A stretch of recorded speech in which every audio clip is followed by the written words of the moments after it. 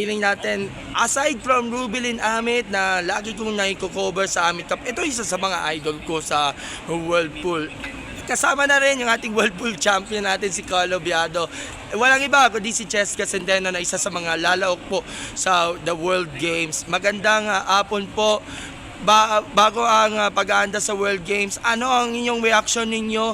Dahil of course, nabagit natin, Carlo the Black Tiger Biado recently won the World Pool Championships yan sa Saudi Arabia.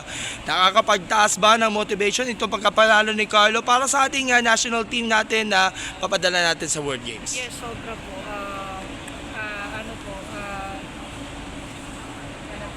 Sobrang nakaka-proud si Carlo nakuha niya po yung World Championship. Dahil nakakadagdag po ng inspirational.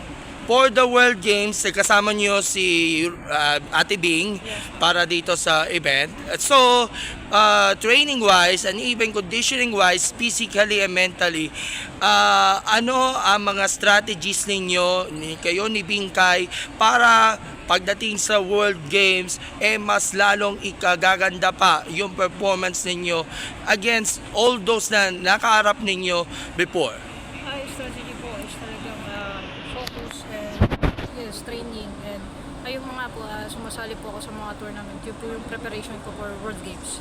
At by isapin yung performance from the recent or past international tournaments, so far, nasa 100% ba ang inyong conditioning and training, and of course yung mga tactics na magagawa ninyo para at least sa World Games at talagang planado kayo, sabihin natin preparado kayo para dito sa competition? Yes po, sobrang condition na po ako. Kailangan lang po ng pahinga dahil diretso-diretso po yung tournament ko ngayong taon. So, pahinga lang konti, and yun, sasabak na po ako sa... Looking at the World Games, kayo ni Bing magre-representa ng women's billiards sa atin para dito sa World Games.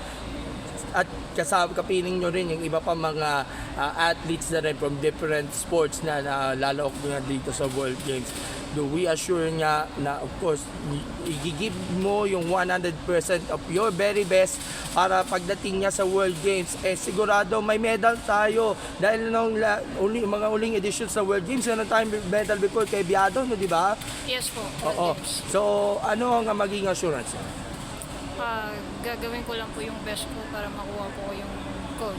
And yung suporta na rin ng PSC at POC, even though yung sa NSA ng billiards merong mga konting problema, of course, nakatitiyak ba na of course yung suporta nila para dito sa event na ito? Yes, sobrang masaya po dahil sumusuporta po talaga sila sa mga atleta.